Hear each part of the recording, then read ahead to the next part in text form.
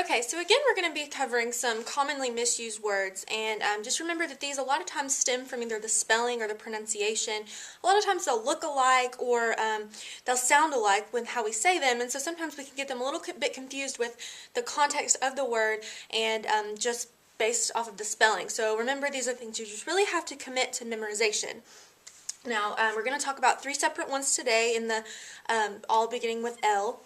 And we have lie and lay first. And this one isn't necessarily because of pronunciation, it's just because we get the context confused and we forget which word corresponds to which meaning, which they virtually mean the same thing, it just has different context surrounding it. So, whenever we use the word lie, we're going to talk about a person or an animal, any kind of animate object actually lying down.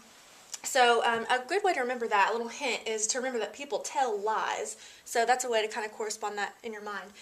So for example, you'd say, I think I will lie down for a nap. On the other hand, we've got lay. This is when you're anything, inanimate object, anything that isn't living or breathing, not an animal. So you would say, I'm going to lay this book down on that table. Next we have lose and loose, and this one kind of stems from both spelling and pronunciation. A lot of times people have the tendency to pronounce this word like lose and use it in this sense, but we need to remember that they have 2 separate words. So they are 2 separate words. So the first one is lose, just with 1 O, and it's the verb to misplace something or to the opposite of winning. So for example, you'd say, I hope we don't lose the campaign. Now, you need to remember, the one with 2 O's in it is pronounced loose. You don't say the Z, you say it like S. So loose. And this would be either a verb or an adjective, meaning not tight or to loosen or release. So you would say the cap was too loose on the bottle, so the liquid spilled out. This is one that's really, really common, so it's important to just commit it to memory.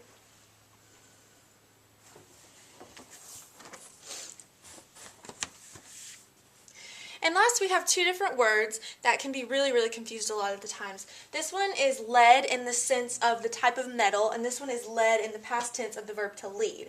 So this one can be confusing just depending on when you're reading it, because it's spelled exactly like the verb to lead, but when it's used in this sense, you spell it like this, like the verb to lead.